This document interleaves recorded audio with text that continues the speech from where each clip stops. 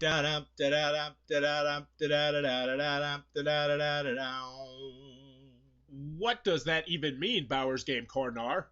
Oh, there, YouTube! I'm back again today for another game preview, another special Kickstarter preview. And today I'm very excited to check out Corrupted Kingdoms from Artana Games. This is for 2 to 6 players, ages 14 plus. It'll take about 30 to 60 minutes to play. And in Corrupted Kingdom, you are in a wonderful fantasy world filled with corrupt politicians and dragons and goblins and demons and all sorts of stuff like that. You're going to be trying to manipulate your company so you get the most delicious victory points. I'm assuming that's cash. Let's open it up. I'll tell you how it works. Alright then, we're going to take a look at what you're going to get inside of Corrupted Kingdoms. First and foremost, I do want to mention this is the promotional copy I have in front of me, so take everything you see here with a grain of salt, even though, as you can tell, the artwork is probably near finished. So first and foremost, handy-dandy rule booklet. This one, I think it's about 8 pages, double-sided, full color. I imagine yours is probably going to have pictures, illustrations, examples. Mine just has text, and I will say it could have been a little bit more useful with pictures, but I'm sure yours will have plenty of pictures. So in Corrupted Kingdoms, what you're going to be doing is you're going to be trying to get the most victory points. You're going to get victory points by passing your favors, which are these little tiles over here, and putting them into laws, and then getting those laws passed. You're going to be able to pass those laws by taking control of different kingdom leaders and different senate leaders. The senate leaders are up top, the kingdom leaders are down here.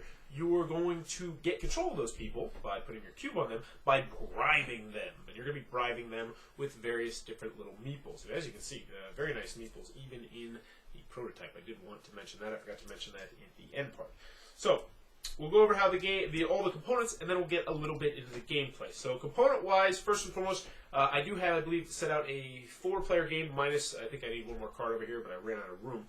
But you are going to have what are called the Senate boards up here, and these are going to be the Senate leaders. You can take control of them. As you can see, they require different things. Now, you may also notice that there's a little symbol down there. I'll get to that symbol in a minute. So those are going to be your Senate leaders. They will be up on the top.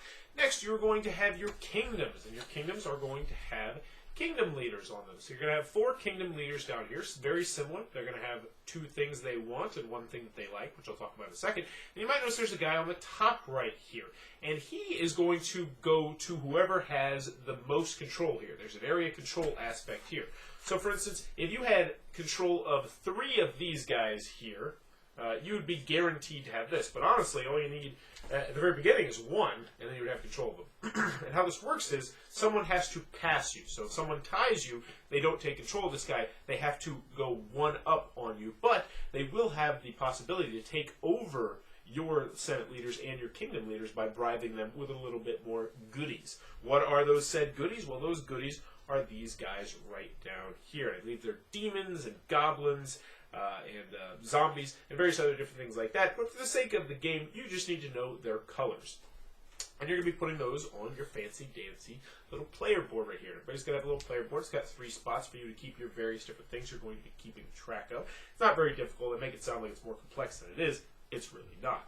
So you're going to have your player board down here. You're going to have all of your cubes down here. And your cubes are going to be where, how you're going to denote, A, that you have control of a leader, and also how you have control of a bill. We'll talk about that in a moment. Next, you're going to get 3 of these little starting tokens, or these voting tokens right here. There's a thumbs up, that's a no way Jose, and that is a I'm going to abstain from voting, because you are going to be voting on various different bills, which are going to be right down here. Depending on how many kingdoms you have, that's how many different bills you're going to be able to have going at the same time. Last but not least, in front of you, you're going to have 3 cards. One of them is going to be your handy-dandy little cheat sheet card, which we'll be taking a look at in a few seconds. It's going to go over the actions that you can take. There's only 3 actions in the game, and how the scoring works, and then also how the voting process works. And then 2 of these guys right here, which are special ability cards in the game. Now, what's nice about this is that you start with 2, but in actuality, you are going to have, I believe there's up to 6 of them. So each game you're going to get randomly dealt 2 of these guys. We'll take a look at what some of these do. Hopefully it'll make sense. When an opponent influences a leader you control, because as I mentioned, other people can take over your leaders if they bribe them a little bit more. you may immediately place an ownership marker on any unclaimed leader, then discard this card. So that's pretty nice. So when someone bumps you out of the way, assuming that there is an empty spot somewhere, you can just move your token over to there. So that's a very nice card. Some will be more for offensive, some will be more for defensive. They have a nice ebb and flow, and they added a little bit of intrigue to the game. I think that's a word. So, moving on over here, we are going to have what are called favor tokens. And favor tokens are really where the heart of the game is. Now, you may notice that there's some different there's some different symbols on these favor tokens.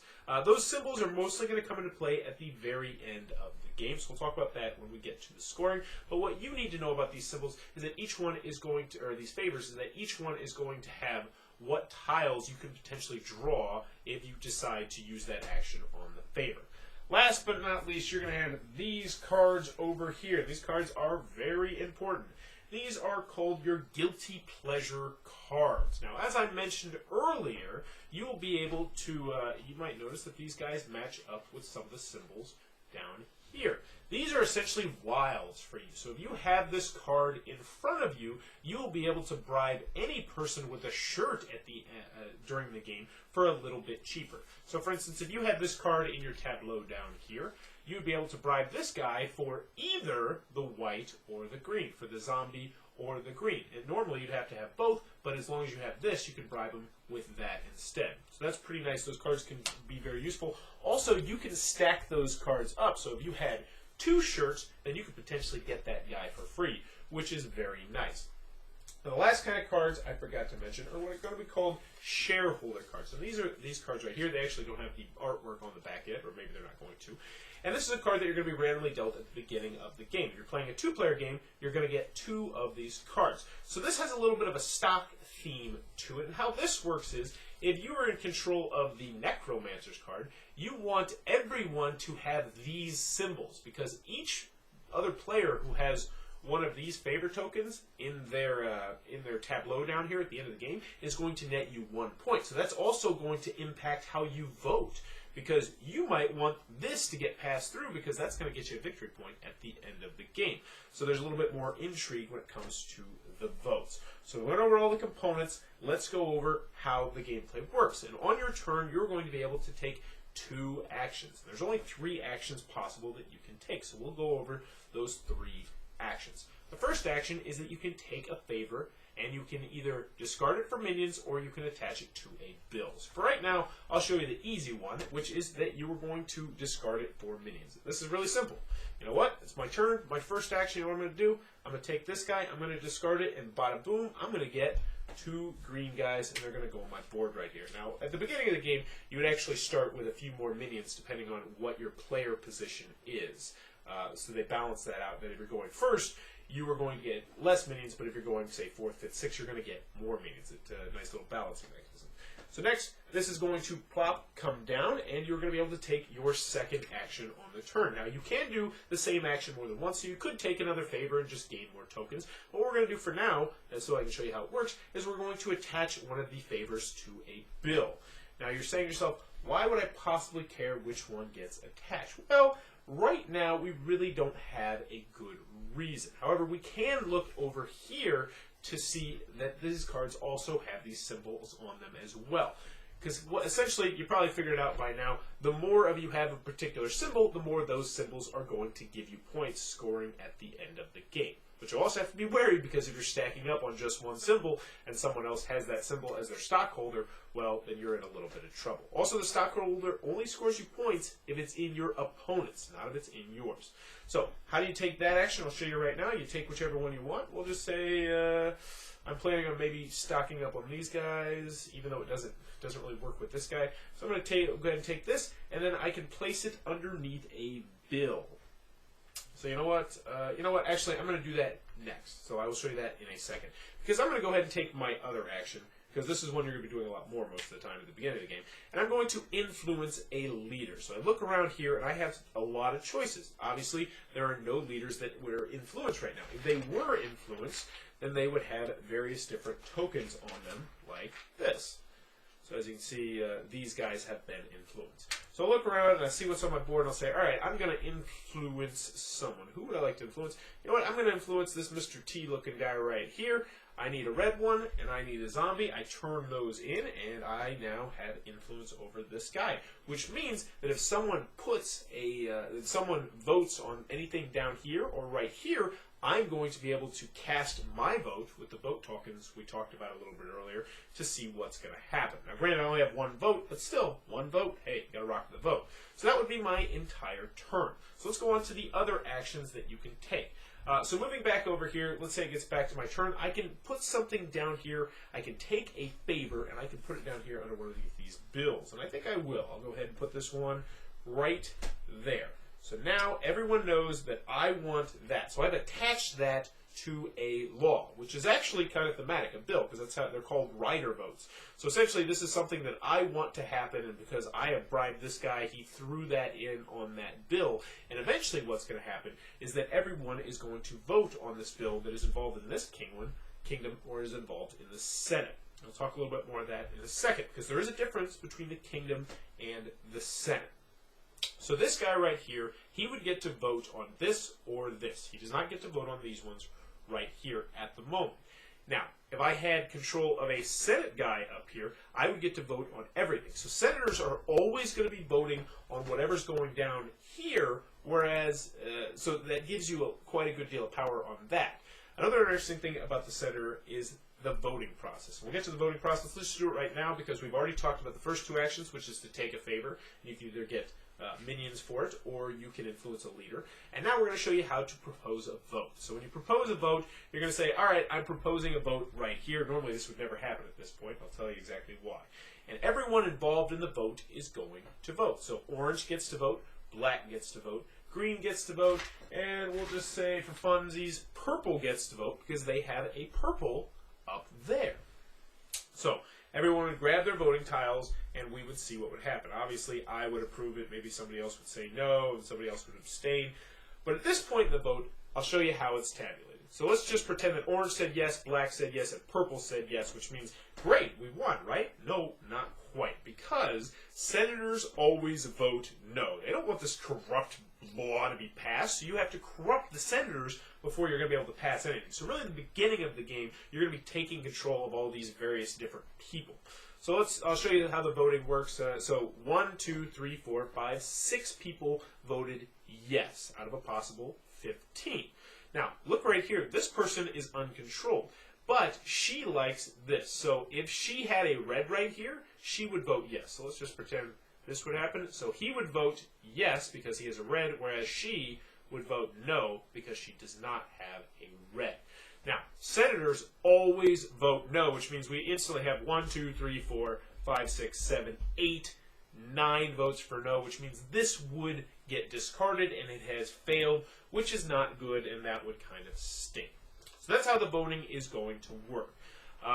But what happens if it would have passed? That's what you're probably wondering. So I'll show you what happens if it would have passed. If it would have passed, I would get to put it down here, and I would also get one of these special favor cards over here, which are very, very useful. So this is a flag. Nothing's really going to help me now. So I'd say, you know what? I'm going to go ahead and take this guy right here.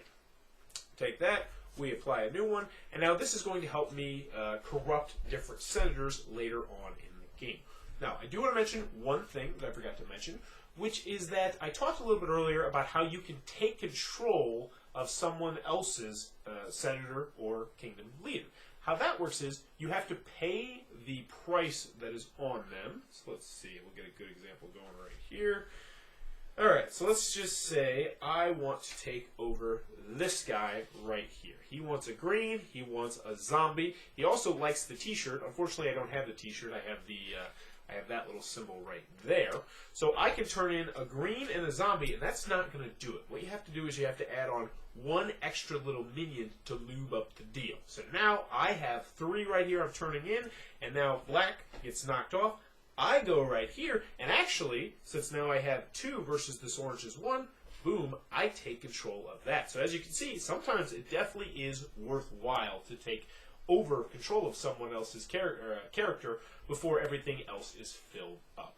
But anywho, you're going to continue to go until either all of the these cards are taken, or until all of the favors are taken, at which point you will tabulate up the points based on how many favors you have, your shareholder card, which as we mentioned was this guy right here, and then all your guilty pleasure set bonuses that you're getting down there. Whoever has the most points will be the winner of Corrupted Kingdom, and that, in a nutshell, is how the game is played.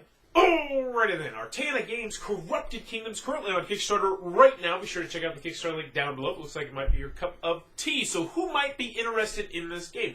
First and foremost, if you're looking for a game that's going to be able to hit the table in different situations, this one might be for you. It's got 2 to 6 players, so you're going to be able to get this at different player counts. Also, while it's a little bit difficult to explain. It's actually a very simple game. You only have 3 actions you can take, and you're only going to be taking 2 of those on a turn. So once people understand and wrap their brains around the game, it's not a hard game to teach, which is always a good thing.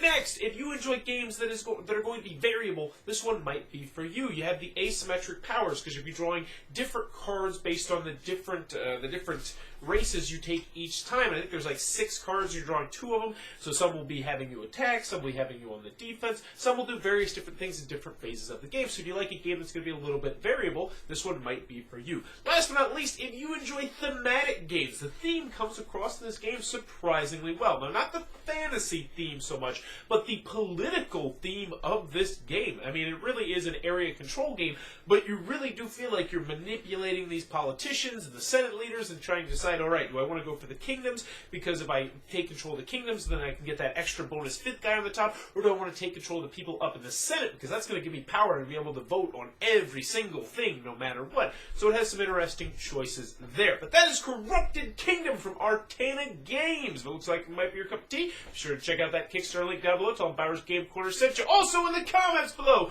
let me know if you were a super PAC and you could manipulate one thing to go from illegal to legal right now. Let's make it something fun, not something obvious or something controversial. I want something fun. I think it would be penguin throwing. I would legalize penguin throwing, so if you got a license, you could throw penguins completely illegally. I mean, you'd probably get banned from all the zoos in America, but penguin throwing, that's what I do. What would you legalize if you were a super PAC? And as always, thanks for your time, YouTube.